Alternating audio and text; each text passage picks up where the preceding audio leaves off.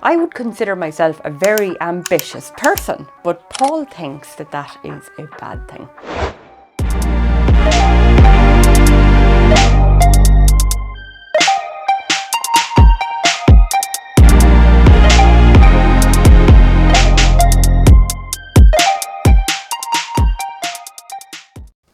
We are the Happy Heathers, and I am convinced that ambition makes you unhappy. And I'll tell you why. Stick with us, and I'll explain fully why, and you will agree with me by the end of this video. You will not. We are brainwashed. We are conditioned, especially in Western society, especially in like the United States, to kind of continually strive to get more and more and more. You know, you see coaches like, you can have a 6-7 figure income this year. Oh, stop. Puke. Why do you need a 6 or 7 figure income this year? You know, what's wrong with what you have? I think that ambition makes you unhappy because you're never satisfied with what you currently have. That is such an old way of thinking though, Paul. Do you know whose voice is coming out there now? Who? Your father's voice is coming out. What? Is it not good enough for you? It'll do. You're never satisfied. But there was truth in that. There Is not truth in that. Oh my God, that's the because terrible if you're cognition. continually striving, you never take rest, you never stop and take cognizance of you never realise or appreciate the position you're now in, and realise that, well, these are the happy times in your life, these are the good days in your life. Oh my God. But when you're striving, you're putting yourself under pressure, you kind of have to go to the next thing.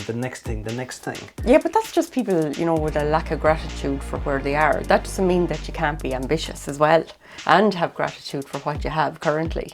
But if you're programmed constantly to be striving for the next thing, there is no rest. There is no respite. But you're dead if you're not striving for something. Like, you might as well. No, I think it puts in so much stress seriously, and anxiety. would you go back to being a postman again? No, I've done that, you see. See? And so I achieved my ambition. You have no ambitions, do you? No, I achieved my ambition there. So I wanted to be something different. Yeah. And I achieved that. Yes. But if I was to die in the morning, I kind of go, okay, that's fine. I'm happy enough with what I've done so far. There is other stuff to do, but it's not absolutely mandatory that I do it. He definitely wants to do more stuff.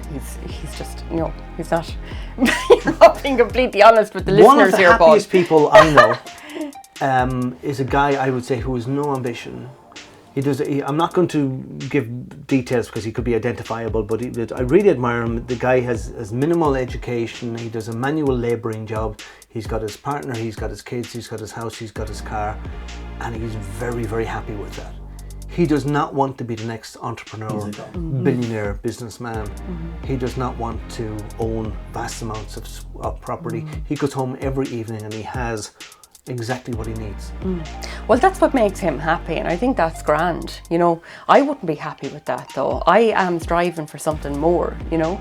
And Bob Proctor puts it very nicely actually in one of the books that he wrote. I think he was Born Rich or something like that. He says that, you know, I don't want to be as rich as Jeff Bezos or some of these guys. Like, you know, I want to be, you know, maybe have 4 or 5 million in the bank and then I'm happy.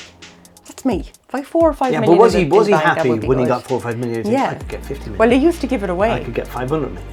Well, he wasn't like that. He used to give away millions and millions. When you think of how Ireland was a couple of generations ago, that nobody really had anything. Everybody, there was scarcity of money. People used to barter things. You'd go around and go, I need a pint of milk. Here's a bag of sugar. And people knew their place in society. There was a kind of a hierarchy, and then you were right down. And there was no ambition, no striving. The only way you were ever going to get rich was if you had some rich relative that died and left you something. There was no lottery, nothing like that at all. So there was more certainty and there was more safety and more security, I would contend, in a society like that. Jesus Christ. So the rich get richer kind of crack. Oh my God, yeah, that really worked out well for us. But it's nothing to do with you.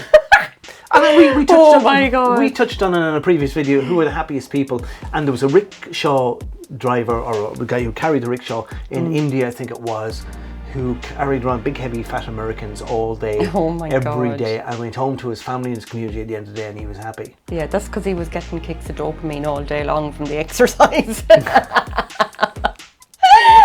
Realistically, like. Yeah, so if you want to be happy, then you could go and be a rickshaw whatever. Oh, Jesus, Mary and St. Joseph.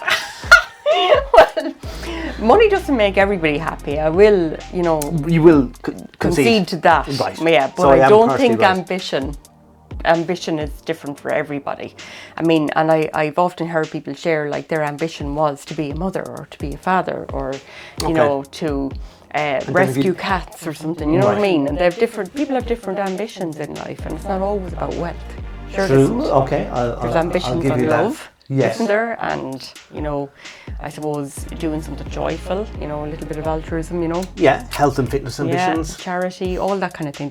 And like you have to say as well, like you were a runner as well, so that was a big ambition for you that did make you very happy because you did it. You achieved that goal. Yeah, but I wouldn't want to do any more of it now, you see. Because you've moved on to something else. You have other ambitions now. I'm going to keep poking at them. Let me know if I'm getting to them. We are the Happy Headers. Let us know whether you agree with me or Siobhan in the comments down below. Talk to you soon.